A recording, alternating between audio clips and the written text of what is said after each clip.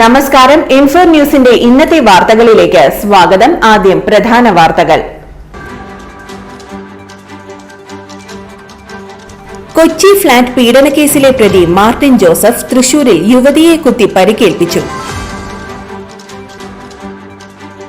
ഇരിങ്ങാലക്കുട മാർക്കറ്റിൽ പച്ചക്കറി വ്യവസായി ഉൾപ്പെടെ 3 പേരെ കടിച്ച തെരുവ് നായയ്ക്ക് പേവിഷബാധ സ്ഥിരീകരിച്ചു.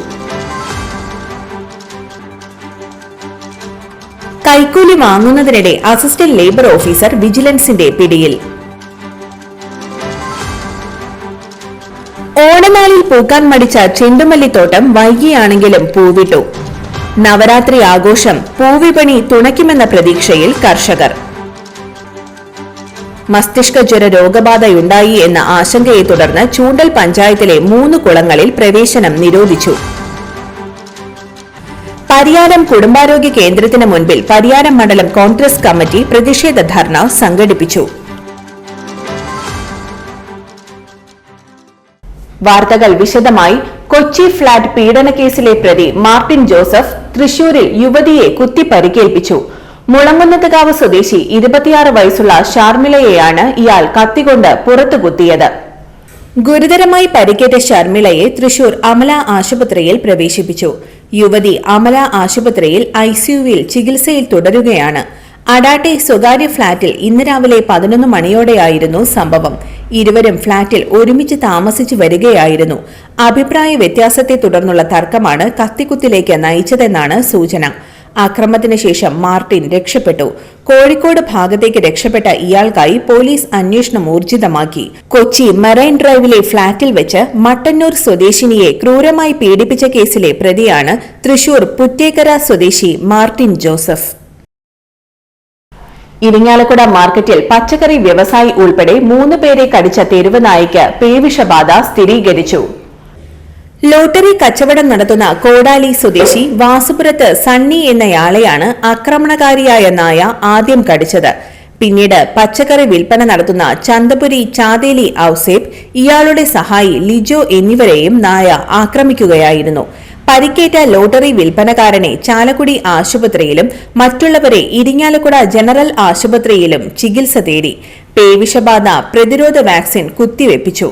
നാട്ടുകാർ പിടികൂടിയ നായയെ പിന്നീട് ചത്ത നിലയിൽ കണ്ടെത്തിയതിനെ തുടർന്ന് മണ്ണുത്തി വെറ്റിനറി ആശുപത്രിയിൽ പോസ്റ്റ്മോർട്ടത്തിന് അയച്ചിരുന്നു. പോസ്റ്റ്മോർട്ടം റിപ്പോർട്ട് പുറത്തു വന്നപ്പോഴാണ് നായയ്ക്ക് പേവിഷബാധ ഉണ്ടായിരുന്നെന്ന് സ്ഥിരീകരണമായത്.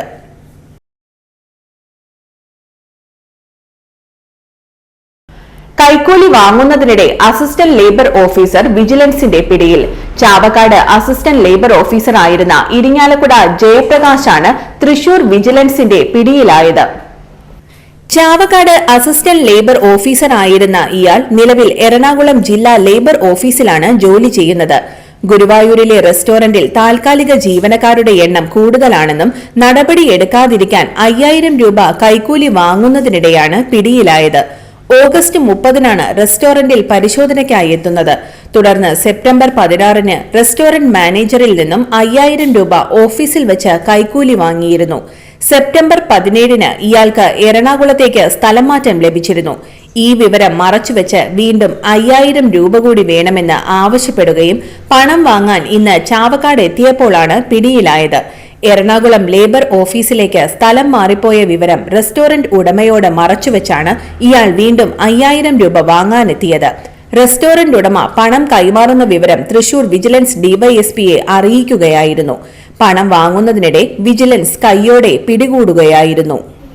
ഓണനാളിൽ പൂക്കാൻ മടിച്ച ചെണ്ടുമല്ലിത്തോട്ടം വൈകിയാണെങ്കിലും പൂവിട്ടു. നവരാത്രി ആഘോഷം പൂവിപണി തുണയ്ക്കുമെന്ന പ്രതീക്ഷയിൽ കർഷകർ. കൊടുങ്ങല്ലൂരിലെ എറിയാട് പഞ്ചായത്തിലെ 16-ാം വാർഡിൽ തൊഴിലുറപ്പ് തൊഴിലാളികളും JLG ഗ്രൂപ്പും ചേർന്നാണ് പൂക്കൃഷി നടത്തിയത്. 4 ഏക്കർ ഭൂമിയിൽ 4000 ചെണ്ടുമല്ലി തൈകളാണ് നട്ടത്. ഒപ്പം വാടാമല്ലിയും കൃഷി ചെയ്തിട്ടുണ്ട്. ഓണക്കാല വിൽപ്പന ലക്ഷ്യമാക്കിയാണ് ഇവർ കൃഷി ഇറക്കിയതെങ്കിലും പ്രതീക്ഷിച്ച വിള ലഭിച്ചില്ല. എന്നാൽ ഇപ്പോൾ കൃഷിയിടം മുഴുവൻ പൂവസന്തം തീർത്തിരിക്കുകയാണ്. വാർഡ് 16-ൽ തൊഴിലുറപ്പ് തൊഴിലാളികളും JLG ഗ്രൂപ്പുകളും ചേർന്നാണ് ഈ പൂക്കൃഷി നടത്തിയത്. നവരാത്രി ആഘോഷ ദിവസങ്ങളിൽ പൂക്കൾക്ക് ആവശ്യക്കാർ ഉണ്ടാകുമെന്ന പ്രതീക്ഷയിലാണ് ഇവർ. കഴിഞ്ഞ 10 വർഷമായി 16-ാം വാർഡിൽ വനിതകളുടെ നേതൃത്വത്തിൽ പൂക്കൃഷി നടത്തിവരുന്നുണ്ട്. മസ്തിഷ്ക ജ്വര രോഗബാധ ഉണ്ടായി എന്ന ആശങ്കയെ തുടർന്ന് ചൂണ്ടൽ പഞ്ചായത്തിലെ 2 ക്ഷേത്രകുളങ്ങളടക്കം 3 കുളങ്ങളിൽ പ്രവേശനം നിരോധിച്ചു.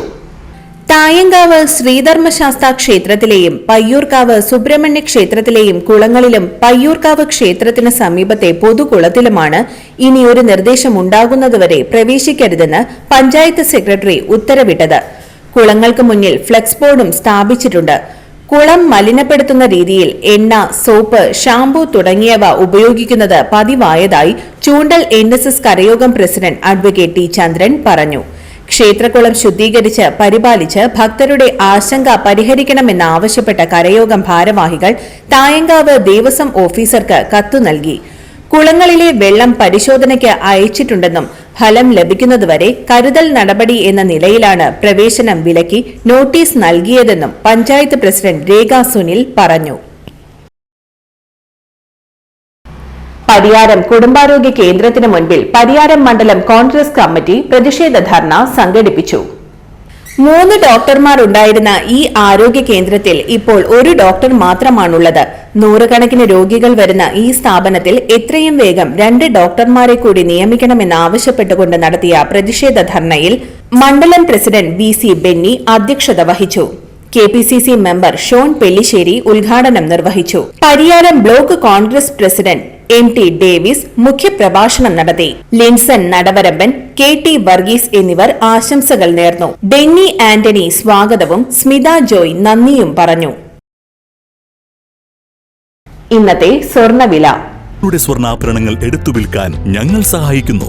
100% വിശ്വസ്തവും സുതാര്യവുമായ സേവനം ഞങ്ങൾ ഉറപ്പു നൽകുന്നു.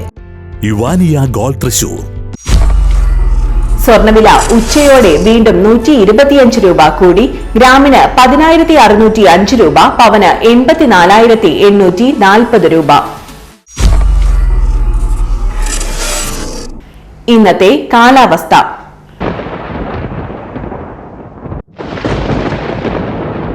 കൂടിയ താപനില 31 ഡിഗ്രി സെൽഷ്യസ്, കുറഞ്ഞ താപനില 24 ഡിഗ്രി സെൽഷ്യസ് രേഖപ്പെടുത്തി.